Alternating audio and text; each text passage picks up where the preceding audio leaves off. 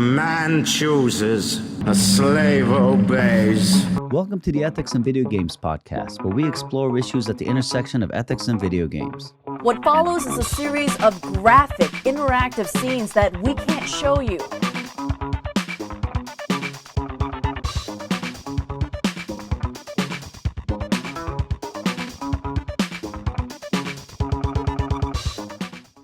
Welcome, everybody. We're here today with Andrei Zanescu, newly minted Doctor of Communication. Congratulations. At Concordia University in Montreal, Canada. His research focuses on resonance and its uses for reproducing culture in blockbuster games, both digital and analog, as well as the overlap between blockbuster films and games. And we're going to talk a little bit about the comparison for our topic today between films and games. He also researches the political economy of game distribution and the monetization of game platforms. Andrei is the co-author of Microscreaming on Twitch, which is forthcoming, MIT Press, and he's the co-host of the Humor and Games podcast. All right, Andrei, welcome to the show. Yeah! Hi, and thanks so much for having me. It's wonderful to be here, and still weird to hear anybody talk to me about me as a newly minted doctor. It's like I want to Dr. recede Zanescu. into the hedges. That's right. You want to wallow in that for a while. Yeah, you do. It's a nice thing to wallow in. And then eventually it gets old. All right. Let's see. No, don't tell him. I know a little bit. I don't know. Especially when you're surrounded, when everybody is around, when you go to work and everyone's around you is a doctor, it loses a little bit of that edge that you have in the very beginning. But it's still pretty damn fantastic. You get an honorific for the rest of your life. You will be Dr. Zanescu. I mean, that's pretty damn great. So exciting. Normally, so we're here to talk about essentially how cultures are represented in games. And, normally when we do that, we talk about cultural representation, but you don't like the term cultural representation. You prefer cultural simulation instead. So right. Why and what do you really see as the difference between the two? Right. So representation, I think, is the way that we tend to talk about these kinds of efforts colloquially, right? We want like better representation in film, better representation in games, in politics. And that basically means we want people of specific backgrounds or cultures to be included in spaces that have marginalized them. So we tend to talk about it as sort of a inclusion-exclusion situation, right? Either they're there or they're not.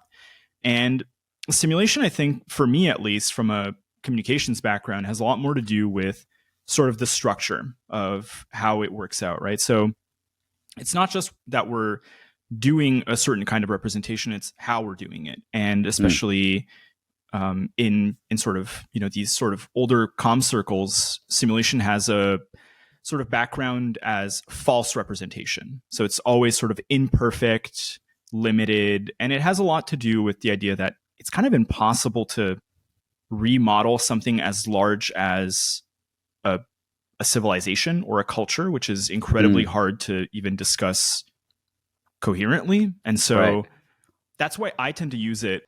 Okay. So when we say simulation here, I mean, I'm assuming the first thing that popped in my mind beside the, was actually simulations of the Wild West period, let's say, in the American West, right?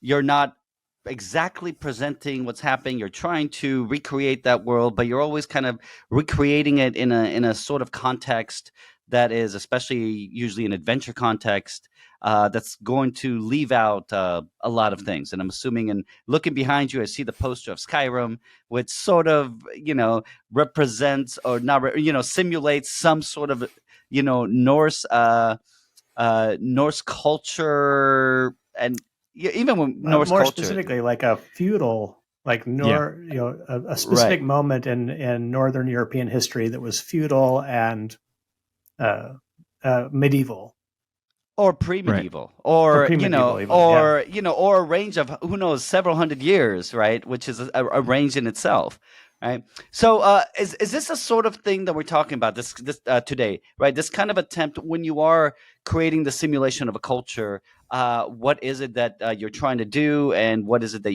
you can, and how is that you can do it ethically? Right.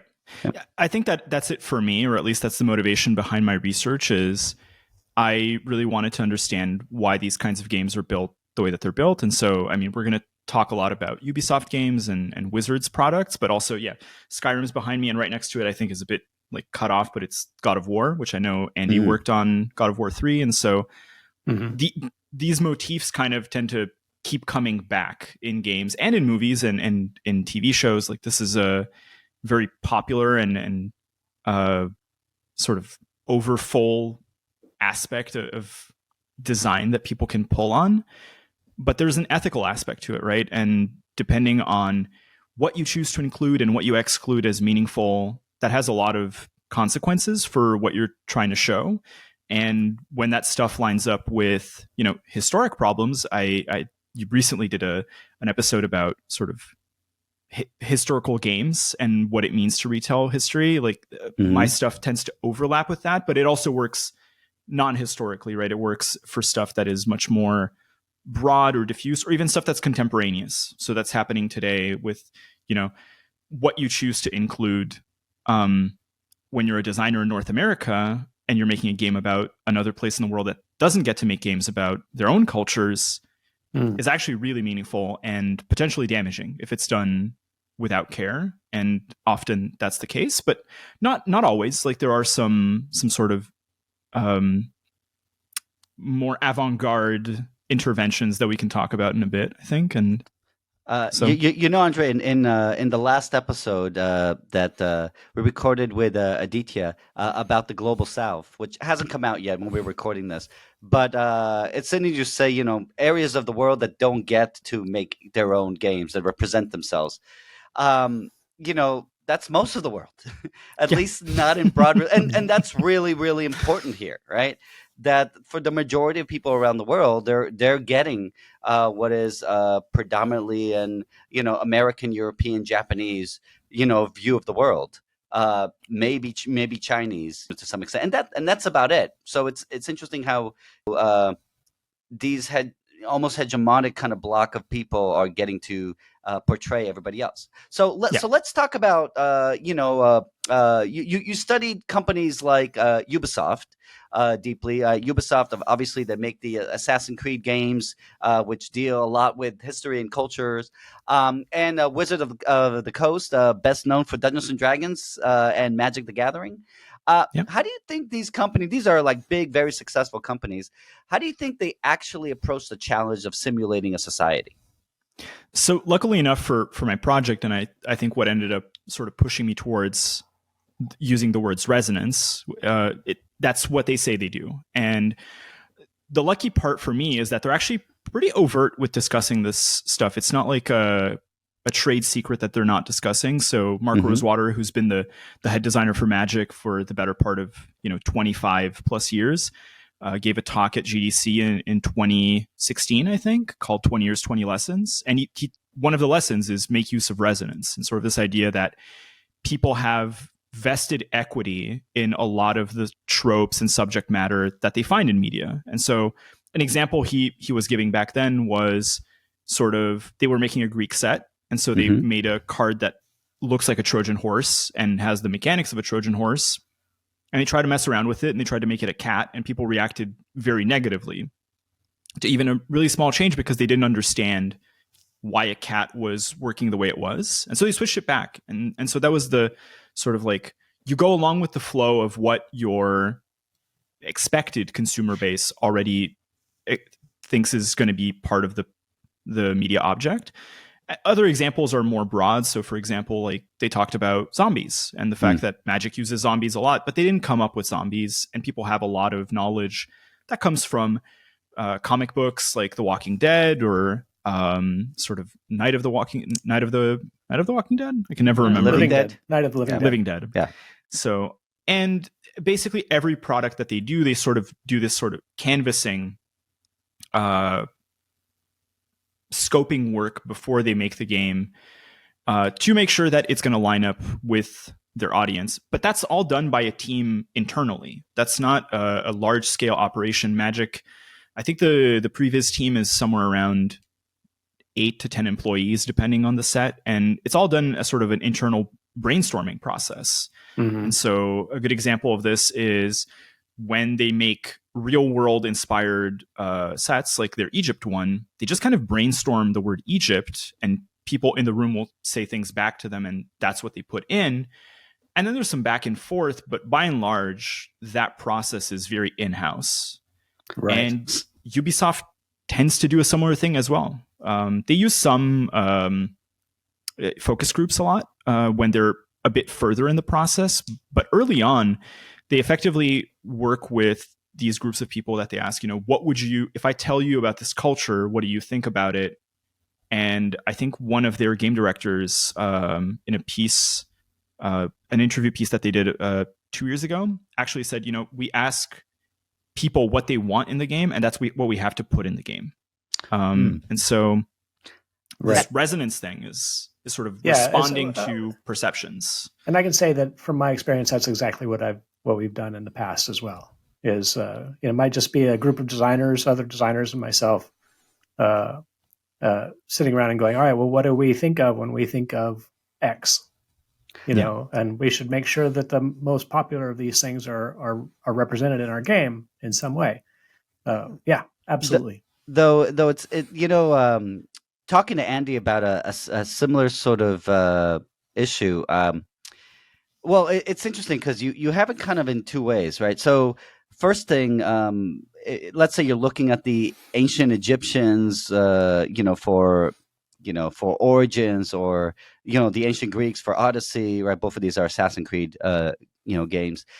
In this case, you're not really simulating what the culture was like. You're essentially looking at what are the tropes that we are that we know. So we think of Egypt and we think, oh well, the pyramids. There's going to be, there's going to be a lot of sand. There's going to be a particular kind of clothing that we associate to the Egyptian statues. We're going to, do something with hieroglyphics, right? And with Greeks, right, we have these kind of cultural touchstones that we kind of reference them by, but that's just public imagination, right? That Right. may or may not have anything to do with how those cultures were. So are we simulating the cultures, or are we simulating the public imagination of what everybody kind of has grown up to or has come to accept the cultures were like?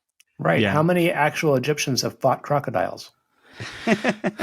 That's a good question, right? I don't think I can talk to that, but But if you're not fighting, if you're making a game about ancient Egypt and you're not fighting crocodiles, you're missing out.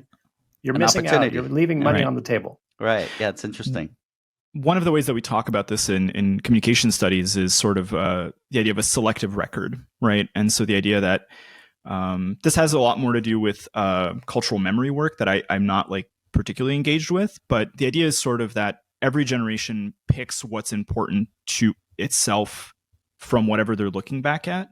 The problem when we talk about stuff, for example, that comes through archaeological record is that archaeological record is also biased, right? It was also for a very long time part of a colonialist project of defining, for example, in the case of Egypt, what Egypt was from the perspective of European colonizers, not what it was to Egyptian people. And so we tend to pick out those things that we find are important. And this is not that it's not even that old. Like there are communiques from the 1950s from UNESCO talking about Egyptians as though they're sort of shambling around these vast stretches of culture that could be excavated, and they're not doing anything with it. But we don't. When I say we, I mean like the global West. But it's really it goes deep, doesn't it? This right. Yeah.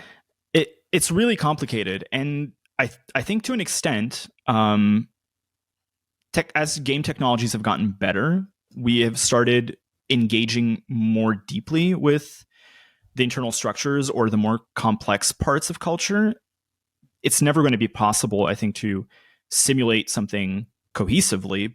But, for example, Assassin's Creed does have enough material in it to produce museum tours about, landmarks or events. However, a good example, and I talk about this in my own work, is there's in Odyssey, there's a lot of discussion about Greek science. And so there's a lot of stuff about Pythagoras and the golden ratio and philosophical writings, but there's none of that in Origins. There's no discussions about foundational texts that are taught in Egyptology or in classics that have to do with like civics or so I think the Education of Kagemni is sort of this book about a father instructing his son how to govern properly or to be a magistrate. Like none of that stuff makes it in because that's not part of what is deemed important to the audiences. And I should say, this isn't necessarily what is important to audiences.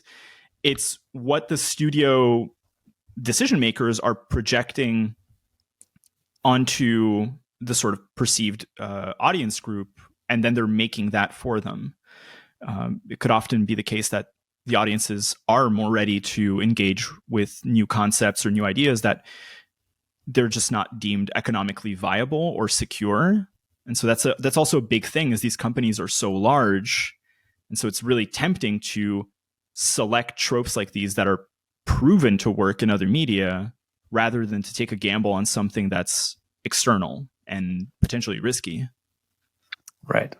As a big fan of Odyssey, I loved it. I thought they did such a great job with so much of it, at least from in the terms of making a fun game for me. Right. Yeah. Now mind you, I'm a philosopher. I loved. I knew all the characters that they brought out. I was a big fan of Greek mythology. I loved all that stuff that they brought out, and I can see how, from a perspective of what's going to be fun for people to play. It's like every time they brought out something where I was like, oh my God, it's that thing that I know. Right. Right. It immediately connected and made it more fun. It's hard for me to blame them for doing that. All right. At the same time, I do kind of wonder, whether it mattered if they gave me any kind of cultural misrepresentation of what things were actually like, especially with Egypt, where Egypt is, I'm much less familiar with it, Right. Well, so what you're clocking, sort of this pleasure of seeing something that you expect in it. A lot of folks who are Egyptologists talked about Origins sort of rewarding granular knowledge about like dig sites, for example. That stuff is actually very detailed. And my understanding is it's now a better rendition of most landmarks than the Oxford models that have generally been used by Egyptologists. And so there's a big dichotomy of these are private games, but they're actually supplanting open source or educational tools. And so there's an ethical aspect of, do we want this to be in the hands of a corporation? Clearly the resonance part is working, right? Because it is resonating with you. You're recognizing stuff that you expect to be there, and it works out. I had much the same reaction when I started playing it, and I thought, wow, this is such a great rendition. Here's Plato's Symposium. There's all these wars, and this is why I like simulation as a word when I'm talking about this stuff. Is the devil's in the details. There's a lot of stuff that is sort of masked or is really subtle, where they do a lot of the evasive work. And so they actually, I think Origins, the Egypt game, and Odyssey actually have different problems, where Origins constantly drives your attention towards the Greek aspects or the Macedonian aspects of Egypt to the detriment of some of the more traditional, for example, Nubian or South African, or not South African, Northern African, but south of certain cataracts of the Nile. Right. In Odyssey, they're super celebratory, right? Greek culture is actually so important to a lot of our curriculum. We talked about sort of great books programs and sort of the idea of the Oxford canon. They don't show any of the bad aspects of Greek culture. And so, for example, they're really skittish about showing state-sponsored slavery in Sparta or showing abuses that happen. Those things aren't necessarily fun to show in a video game, but not showing them definitely paints a different portrait. Another good example is gender segregation in Greek households is really not discussed, because the idea that you could play a male or female protagonist would immediately break down if you picked a female protagonist and you were barred from certain spaces, right? This stuff doesn't work for modern audiences who want to pick up the game, have fun, and enjoy their time in that culture. But it's a part of honest historical discussions and coverage about it. And so there is ideological work that's being done, and the question, I think, is what are you reinforcing or what are you shifting when you do this kind of work? I should note, for Odyssey, one of the really interesting aspects is Greek scholars are actually the harshest on the game. And so there's a certain scholar, Aris Polytopoulos, who did work, and it's sort of like, it's actually to scale, the temples work really well, but you just kill your way through all of Greece. Like there's the engagement is completely alien. And last year there was a conference in Athens where I had the chance to meet some Greek scholars, and they were basically saying Greek game makers don't make games about antiquity or mythology anymore because it's rife for alt-right politics in Greece. Really? We consider that very distasteful, and that's a Western European and American take on our culture. We would much rather talk about, the last 250 years of our culture, but people seem fixated on what happened 2 millennia ago. Right. So part of that is kind of this, part of those differences is, you're talking about, let's say, the West, right? Making games here, and, ancient Greece is part of the West, right? The West kind of sees that, but modern Greece is more complicated and not shared by all all the West, where, Egypt is sort of like West adjacent, not really of the West, but there's been a relationship with it for a long time. Right. So it's more geographically. There's a whole ocean or a sea between them, right? Well, I mean, you start you're just going on the arc of the Mediterranean. You got Greece and you got Turkey, and now you're down to Syria, Lebanon, Israel, Egypt, right? I mean, we're there. We're part of this kind of network that has existed for thousands and thousands of years, but it's still a little bit of not us. As and it's interesting. I was thinking that one thing as these cultures are celebrated, right?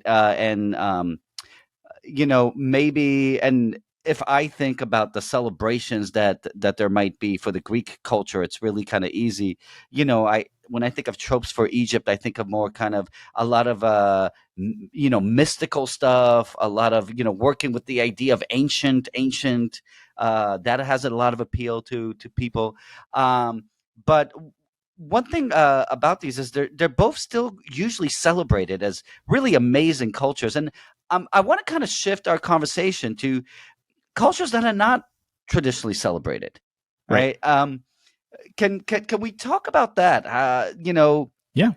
And either in Magic or Ubisoft or anywhere else, when kind of these cultures are represented or simulated, if you like. What I did before my PhD, my MA work, was really about Eastern Europe.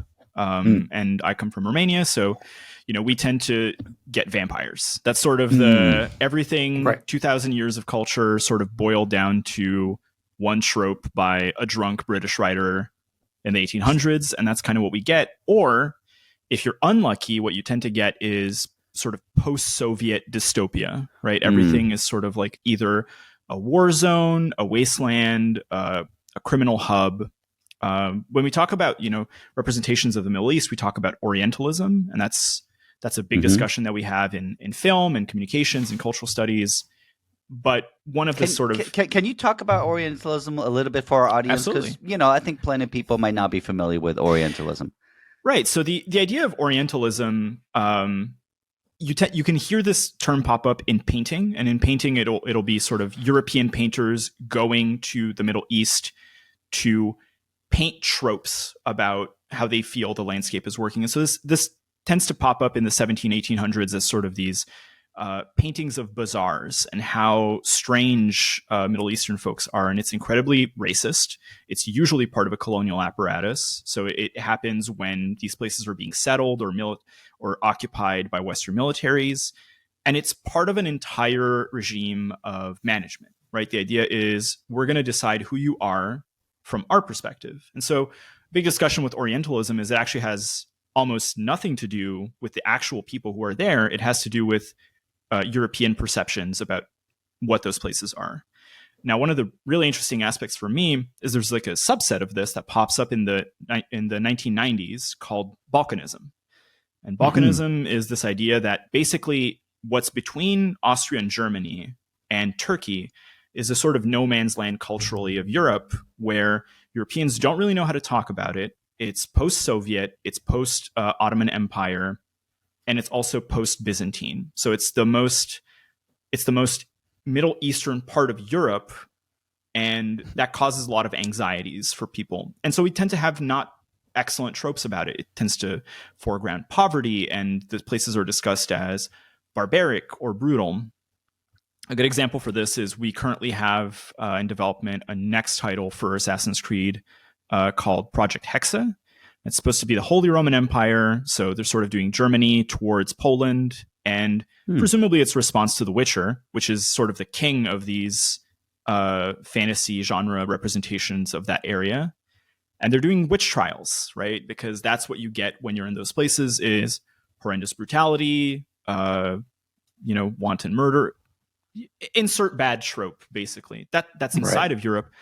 And that's if you're lucky enough to even be considered something that people might want to engage with. Because I think the sort of even more damaging idea is your culture is not even worthy of inclusion, and so you're not going to get a representation, right? How many cultures are there on this planet that just don't get a film or a game representation at all?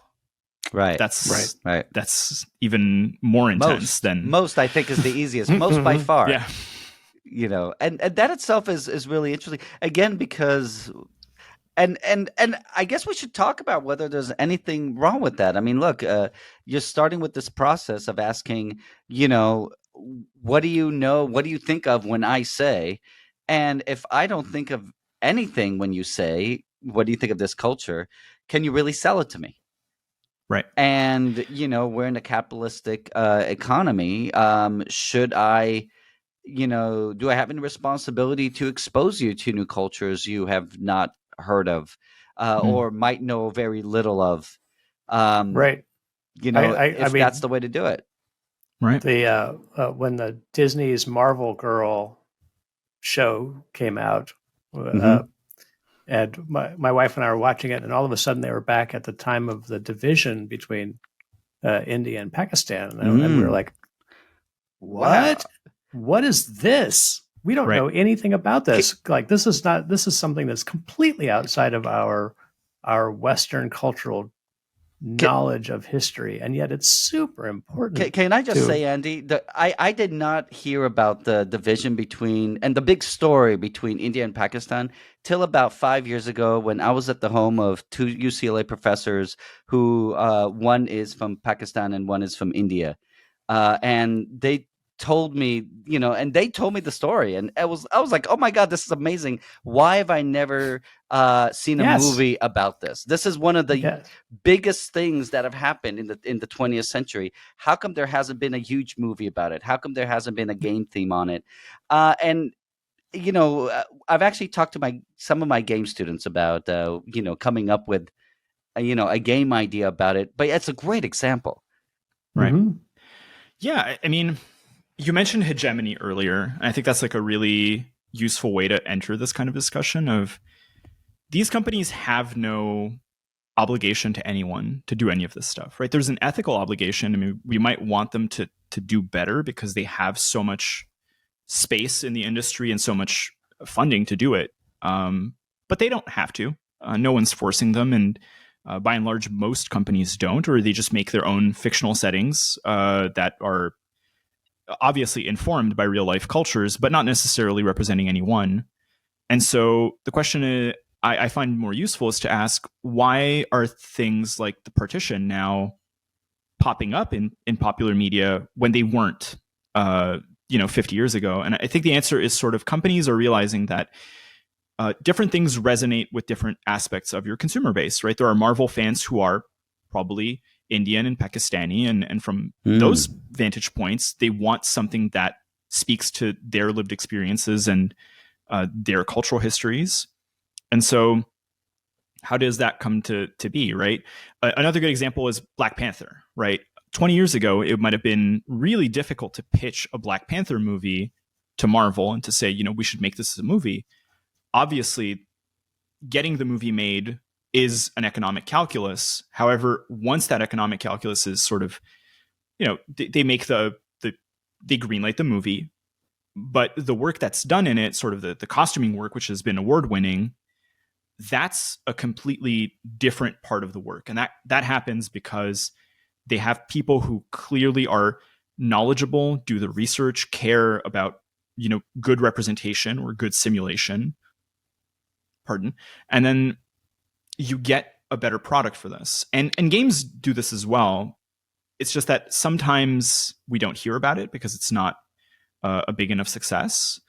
And sometimes it happens kind of in spite of studios not thinking that it'll succeed. A fantastic example of this is in Assassin's Creed, there's actually a piece of downloadable content, which is sort of a expansion pack sized DLC called Freedom Cry.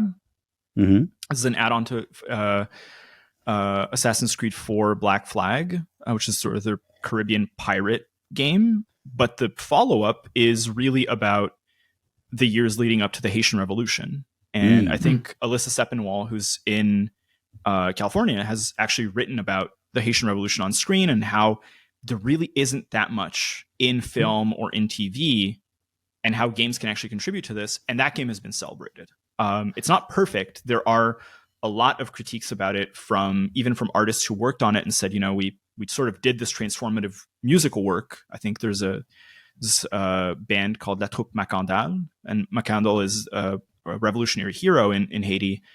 And so they said, we made all this music, and then they submerged it in Assassin's Creed, techno, and all these motifs. But we're still happy it's out there because we literally had nothing before. Right. And so And all isn't this it stuff true is a that- negotiation.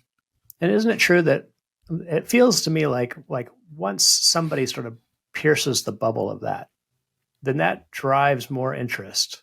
Right. And other people will also go, oh, that was a really cool moment in history, or that's a really cool cultural event, or whatever it is. And they sort of this initial thing that sort of brought it to our attention has told a portion of it, but look, there's more, and I can tell more about it, and we can tell it from this angle, or we can tell it from this angle. We culturally, we just get more stuff about the thing. And mind you, I think the fact that the Netflix example is really interesting. Netflix or let's say the Marvel. They both have the kind of this global reach today, right? Yeah. That it's interesting, right? How Netflix, the shows in Netflix are becoming so much more globalized because the audience is so much more global. And the same thing I think goes with things like Black Panther. Right, that it reaches much more to a global and especially an African audience that wouldn't have existed, 20 years ago if it was being pitched. But I wanted to actually go back to the Black Panther thing, and so the Black Panther thing is a sort of Pan-African, and even Pan-African is too much. Pan-West African. I'm not really sure, which part of it. So it's not exactly simulating a culture. It's, it's interesting because in some sense, I'm wondering if it's simulating, and this is probably a lack of knowledge, because there are certain ideals that are common throughout sub-Saharan Africa. But is this itself a kind of a fantasy culture created by tropes that people have about Africans, but in this case, they're just like super positive tropes? I'm gonna put like a massive asterisk because I'm really not an expert in Fair this enough. part Fair of the enough. world. Yeah. But my understanding, for example, why the costuming in Black Panther was so well received was because it was hyper specific to different sub-Saharan peoples. And so, the Black Panther universe, and it is sort of this Afrofuturist rendition of that kind of world, but the details and the aspects, there's like the border tribe, and then there's the royal guards, and everybody's got details that are extremely specific to different cultural backgrounds inside of that locale. Hmm. And that really comes from exceptional attention, even though it's not necessarily one country or another. And that's sort of also what we were talking about, I think, earlier, when it's like sometimes it's not a specific culture that's adapted. It's a range of them, or it's multiple historical moments sort of jammed together or sort of blended together. But it still seeks to, catch that specific section of audiences or players, or whatever we want to call them. And sort of to Andy's point, once the genie's out of the bottle, right, it seems extremely obvious in retrospect that there was demand for it and that people wanted that kind of stuff. And then that's the good part about Resonance, if you're sort of trying to do this kind of work, is once something makes new inroads, it becomes much easier to start capitalizing on it. And you're saying, okay, well, if we want to keep on going with the Black Panther examples, Black Panther 1 does the work with, sub-Saharan African peoples. Black Panther 2 is going to bring in Mesoamerican representation. We can do more of that kind of stuff on a different axis. And so you can keep building once you have the certainty. Really, the main limiter on all this stuff is how conservative studios are, game studios and movie studios, but how risk averse they are and how scared they are that any kind of revolutionary, transgressive representation is going to lead to a sort of studio collapse. That's also because these projects tend to cost upwards of hundreds of millions of dollars. Right. And so, smaller producers might not have exactly those. They have other challenges, but not those challenges specifically of so much money to put into this. It could be that there are dozens of small games that are doing all of this work, and they're just, because they don't have the reach, they're not puncturing the sort of pop culture bubble. And this might also be a survivorship bias, where we're talking about the games or films that were successful, and then people are like, oh yeah, I didn't know I was really interested in this, versus the ones that did try to showcase a different kind of story that weren't successful. Andrei, speaking of Ubisoft, right? So I'm disappointed the next one is going to be the Holy Roman Emperor. I don't want another one in Europe, but I also know that they have don't they have these other smaller versions of their games that are made for more regional areas, but they chose not to make them the main game? Yeah. Why is that? I'm just kind of curious.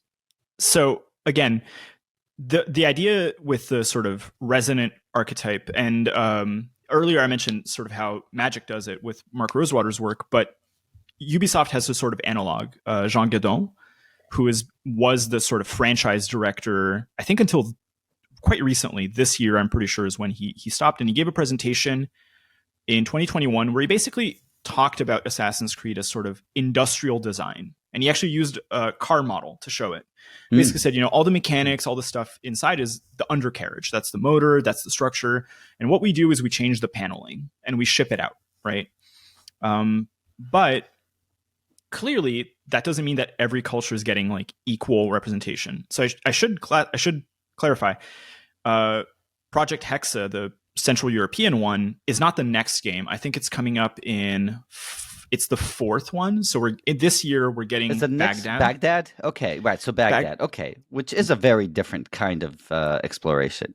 Looks very Aladdin-like to me. And the first DLC is just called Cave of 40 Thieves. So okay. They're doing the same thing of, here's this trope that people know, we're going to piggyback on it. But they're sort of pitching this as a return to Series Foundations, a much more one city game that you can finish in 35 to 40 hours, as opposed to, I think, Valhalla, their Norse one, is sort of pitched around 230 hours to finish. I gave up after 80. It was way too long. Yeah. There's Project Jade, which is a mobile game that is set in Han Dynasty China. I really don't want to mess up the dynasty, but generally more of Imperial China. So it's interesting. Even the project name on these things, super right. It's meant to conjure up Like as soon as you say jade, we're like, all right, that's going to be in China. Right. Exactly. Yeah. Is And there then- anything wrong with that? So let's really quick. Like, what do you think? I mean, should they not have called it jade? I mean, that's a sort of right now. Those projects are not properly named, so these are sort of ad hoc. It's just project names. It's just shorthand. Yeah. The fact that they revealed it the fact that they do it is not surprising to me. The fact that they revealed it in that state to the public, I think, is something questionable. But I mean, whenever we name an entire culture, this is the whole simulation archetype is how do you reduce an entire culture to one word, right? You're always going to do some kind of symbolic or ethical violence to the culture because that culture has as many different versions of it as there are people in it today and throughout the duration of those people, right? When somebody asks me if I'm from Romania and then they talk to me about vampire movies or Dracula or Transylvania, I don't particularly mind because I'm used to it. Also, it's not deployed in an oppressive way against Romanians. So there is that aspect of if this is something that's done by a colonizer to your people, you probably feel a bit differently about it than if it's something that is a bit less troublesome. Can you give me an example of that? Do you know any example where it really is like a colonialist description of a place?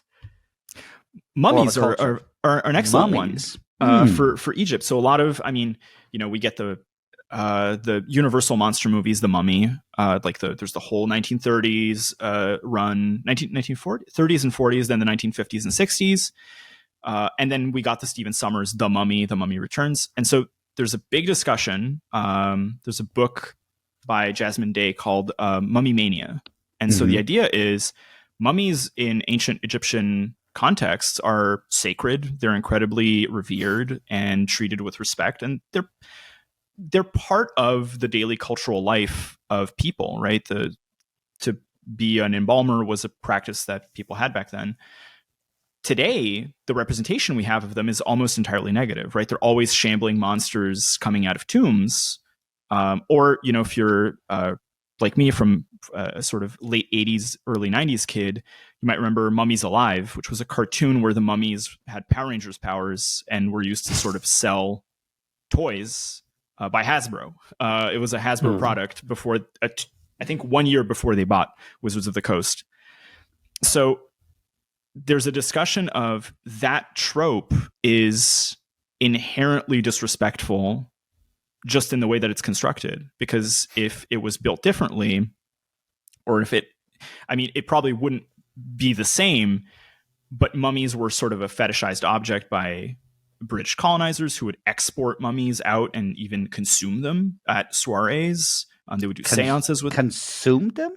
Yeah, so this is a whole other discussion. I think we can't just leave that alone. If you know anything about it, you get just a minute or two. Like there would be sort of mummy unwrappings. So they would rich people would import mummies. They would do seances with them. Then they would unwrap them to sort of view the bodies fetishistically. And in some cases, they would eat them, or they would grind down body parts and sniff them like cocaine. And so this was like an extremely rarefied British and I think in some cases American practice of literally cannibalizing, grave robbing for this kind of stuff. Cannibalizing, yeah. And the idea of a mummy's curse pops up in that context, right? The people who were terrified of mummy's curses, this is partially why they were so terrified, because they knew what was happening with what they were getting out of it.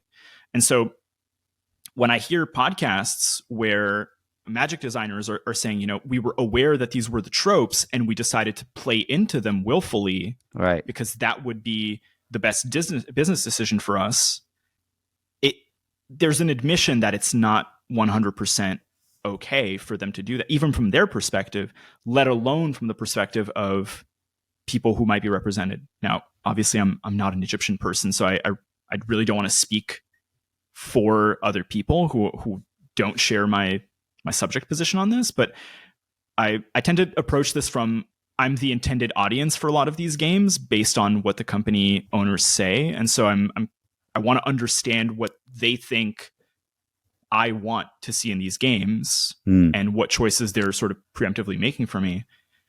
Right. This is why you And get it's interesting. cultural I mean, consultants. like 40 years ago, 30 years ago, you could say, well, they didn't know. Things But are now, really different. It's The kind of internet is right there. Even and you don't need to know the entire colonial history of a place. This stuff pops up in sort of immediate Wikipedia searches for folks, and it's kind of, there's less and less, I think, patience and excuses for this kind of approach to culture. But earlier on we were talking, I think before we started recording, about First Nations. In Canada, we tend to refer to Indigenous peoples as First Nations. So I don't know if that's we've got appropriate that as well. And sort of, if you want to have projects that discuss First Nations culture, you better have First Nations consultation, and not just consultation, which often is thrown in as like, we got somebody to come in and talk to a studio, but collaboration.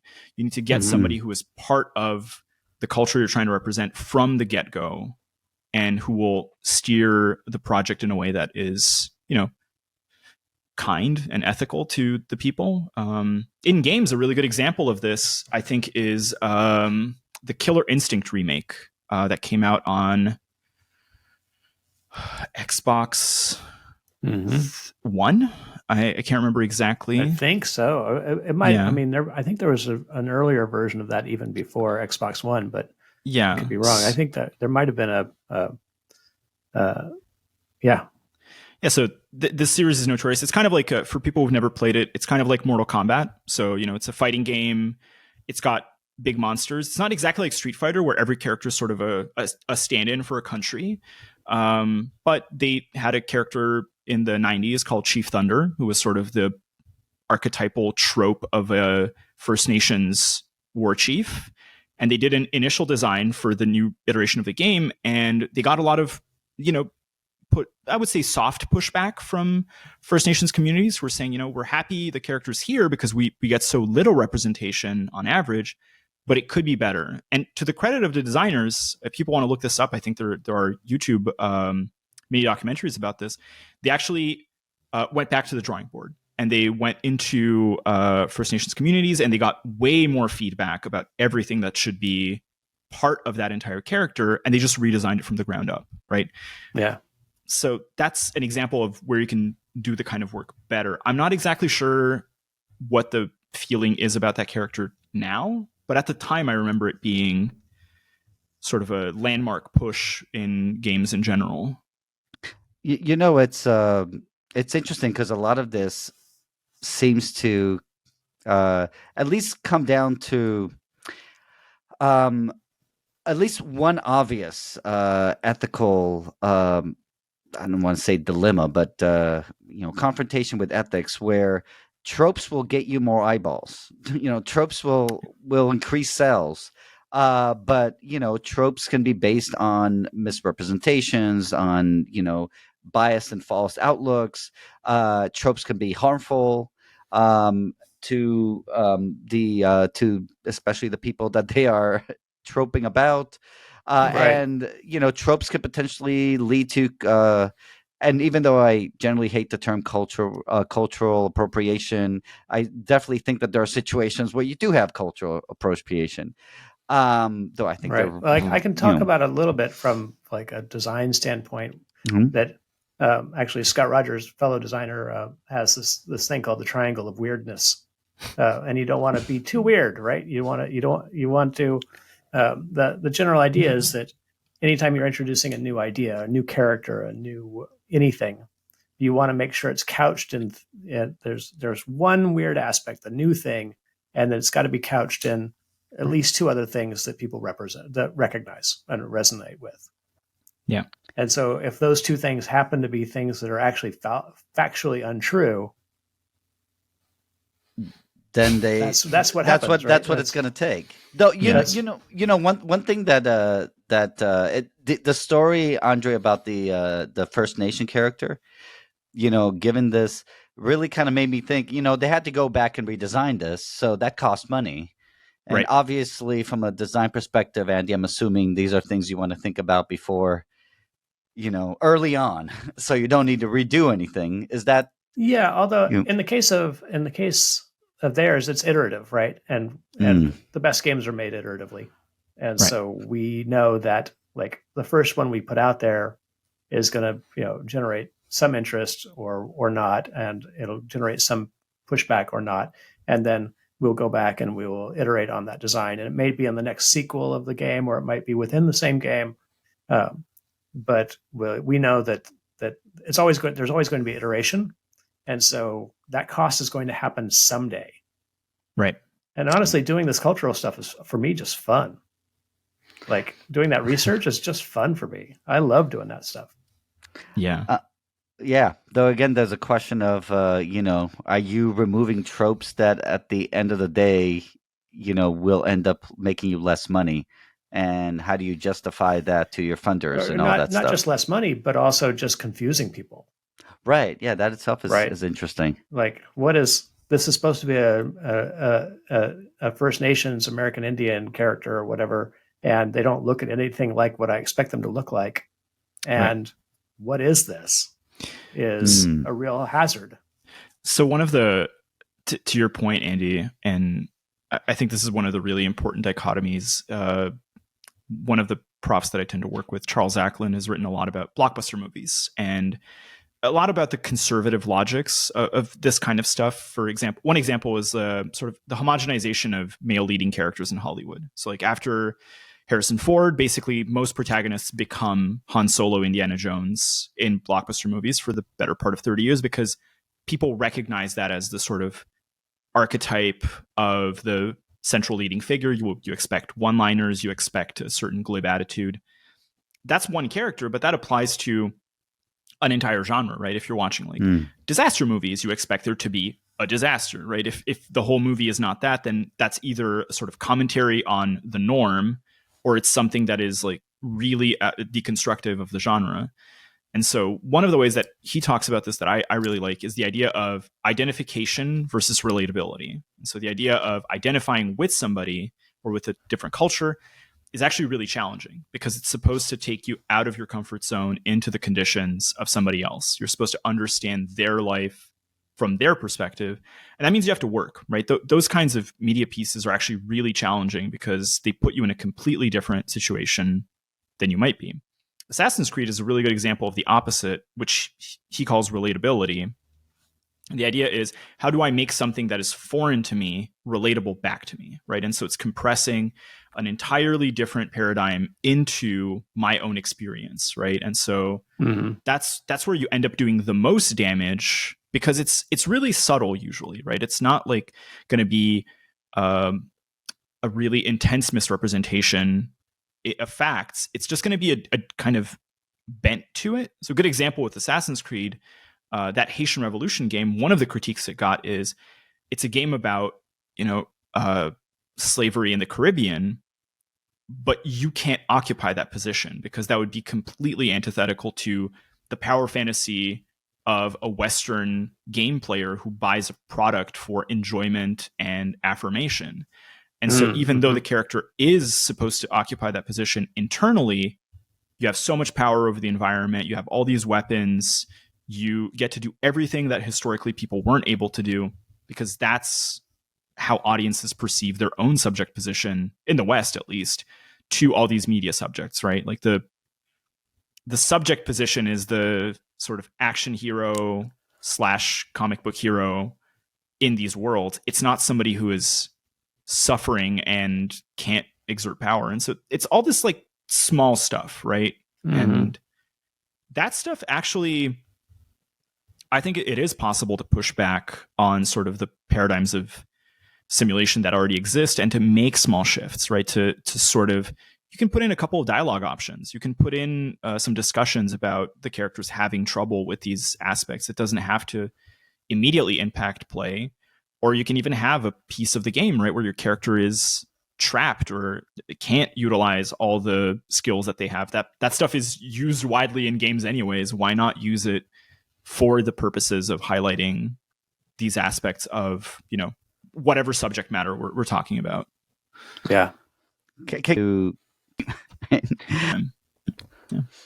I am interested. There was something you mentioned earlier, Andrei, that I am interested in coming back to. And that is, you mentioned that there might be some avant-garde interventions. Right. And so we sort of outlined the problem, right? That there's potential problem of like, doing these cultures wrong by misrepresenting them. Right. Yeah, I mean, I think the short answer to that is indie is always a space where it's easier to challenge these tropes because people who are making games for the first time or with a smaller budget or a smaller team, they're less beholden to a wide market, right? The idea when we hear industry talks from these professionals who work at Ubisoft and Wizards and Blizzard and a bunch of other studios like Sony is that the common denominator wins out, right? The games are made for the largest possible audience. But some of these games can be made as art pieces, right? They can be made with government funding, with university funding. And those prerogatives are completely different from a business situation, right? Ubisoft actually has like an interesting line it toes because it gets government funding in Quebec. And so it tends to fund museums. And a lot of the pieces of the game are featured as factual parts of the exhibit, which that's a whole other discussion, but they also toe that line a little bit. And so the prerogative isn't completely economic based. And so there's a sort of push towards cultural prestige by making these games sort of educational objects. In terms of indie projects, right, there are folks from Israel who are making games now that are wildly different from what they were making in the 90s when the IDF was involved, for example, and they made a lot of like fighter jet games. Now they're making games about like port politics or, food around Tel Aviv. Like that's one example. There are games made in Greece by the scholars I was talking about that have nothing to do with mythology. And they're really about, the last century in Greece and stuff like World War II era Greece or modern era Greece, right? Board games can sometimes have, because the sort of barrier to entry is very different, there might be board games that are about very different aspects. So I can think of something like Vinho, which is, I think it's spelled Vinjo, is a game about Portuguese wineries. And so it's just doing that kind of stuff of teaching you how Portuguese wineries work and how that whole process exists. Right. These things are not. There's these media forms that are less expensive to make and get out into the audience, and you can sort of, in some ways, you can sort of test these ideas with these smaller things, and maybe these ideas grow. Right. A good example, really, if you want to work back towards film, is this is exactly what happens. The difference between, for example, American monoculture, big scale filmmaking and auteurist films that are really challenging and sometimes cover topics that are completely not interesting for large funders to make, but we'll get like Arts Council funding, or we'll get sort of UNESCO funding. In Canada, we have the NFB, the National Film Board, that funds a lot of First Nations film or film by immigrants who are located in Canada. These spaces are really where you're going to find pushes back against sort of the resonant, central hegemonic constructs of things. And often made by insiders, made by people who are from those cultures and are going to say, this is important to me. It's important to my family. It's part of my community. And now I'm going to show it to you. And so you'll understand. And that reflects back on, too, we're talking about Ms. Marvel, and I misnamed it Marvel Girl earlier, but it was Ms. Marvel.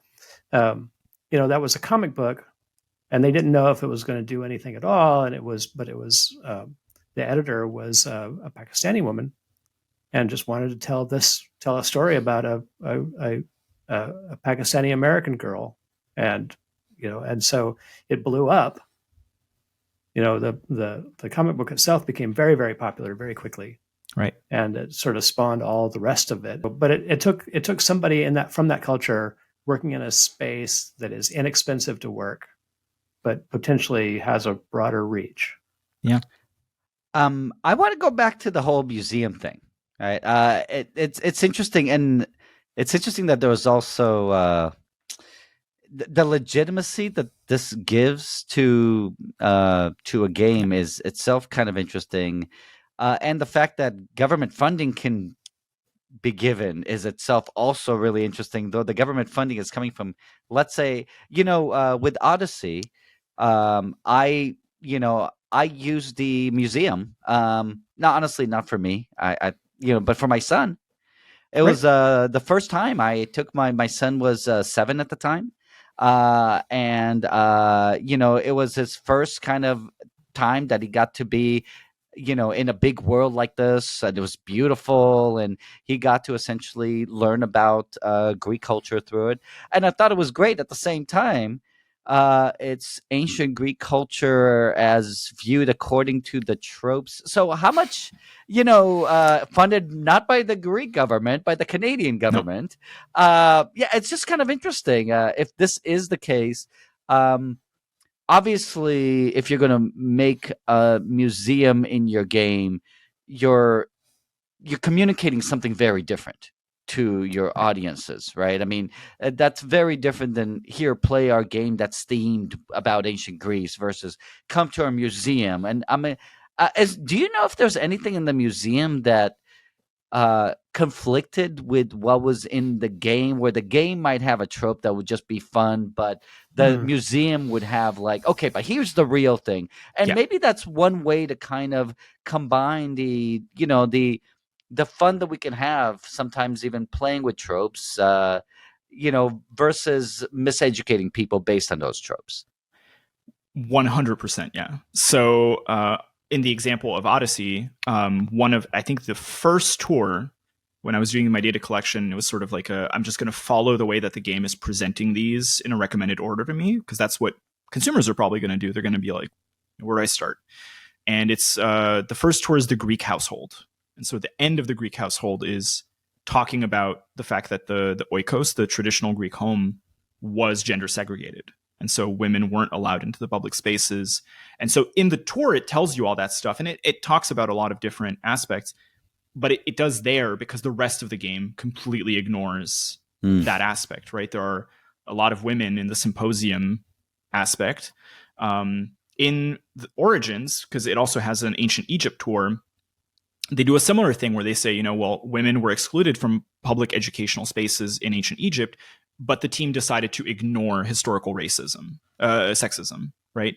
And so they make choices inside of the game that they also sometimes overtly discuss inside of the museum tour. On the other hand, the museum tour also is doing a simulative work where it's saying, like, we're going to make this to scale model of a country, and we're going to talk about the things that are important, but they don't talk about everything, right? They don't talk about the extremely distasteful stuff that they don't want to cover. So, I'll come back to Spartan slavery, which is sort of like Sparta had state-owned slaves called helots that worked the land so that Spartans could primarily go to war and be a military city-state. And in the tour, that's discussed a bit more soberly than it is in the game, where it's actually incredibly warped and presented as something even positive. In the tour, they say, well, everybody has their place, right? It's presented sort of as a consequentialist fact. Okay. But if you read stuff in classics, the discussion is sort of even more different, because even Greek classicists find sources from the period where other Greeks were disgusted with the practices that Spartans had of owning other Greeks as slaves. That's a much more complicated discussion about views of slavery in the ancient world. But all this to say that the tour sometimes is a panacea to some of the stuff that's in the game, but it also does its own kinds of damage. And arguably, it's maybe even more pernicious because it is presented as a museum tour. It's not presented as a game for enjoyment, right? When we go to museums, we go to state-sponsored institutions that use our income for preservation, for educational purposes. And museums also have an enormous amount of backlog and discussion now about how they come into possession of certain antiquities and what you do with them. Right. Really good example of this is the British Museum again refusing to return the Parthenon marbles this year. Ubisoft gets to have their cake and eat it too, because they don't steal the Parthenon marbles. They just make a 3D model of it and you can go see it. But the Greek government's not getting any of that revenue, right? The Greek Antiquities Service, the Greek people, they don't get any of that. And so now there's a burgeoning discussion as of the last 2 years around media-induced tourism. This is a very old idea that people would watch movies about Egypt, go to Egypt. And so movies were really good because they would actually drive tourism and get money into the country. But the games actually might be so good that people will be like, I've done enough. I don't have to go to this place. Right. Can I just say, on the one hand, this sounds absolutely ridiculous to me. And because oh my God, if we're still talking about Odyssey, those islands were so beautiful. I've never been to Greece. I so want to check out the Greek islands. On the other hand, when I went to the Great Wall of China, I had this feeling of, oh my God, I feel like I've been here in so many movies. I've seen it all. It feels like the experience of being in the movies. And I think there is a little bit of that. All right, Andrei, what do you want to leave our listeners with? Yeah. So of all of this discussion, I would, think of your power as audience members where you consume stuff. A lot of the stuff that you go watch or you play is meant for you, right? It's purpose built for you. And so to engage more critically with the media objects that you want to consume, because clearly processes of resonance and how blockbuster games and movies are made is based on expected returns, right? And so if you're unhappy with these kinds of portrayals, go find games that are better suited to what you want to learn about, or, engage with these games differently or less. Audiences do have a lot of power in the long run and collectively on these kinds of things, even if you individually might not feel that way. And also, just think about this stuff more critically if you can, because there's so much to unpack with even stuff that seems mundane in games. Yeah. All right. Well said. Andrei Zanescu, thank you very much, man. Great pleasure having you. Yeah. Thanks for having me. All right. GP, good podcast. Play nice, everybody.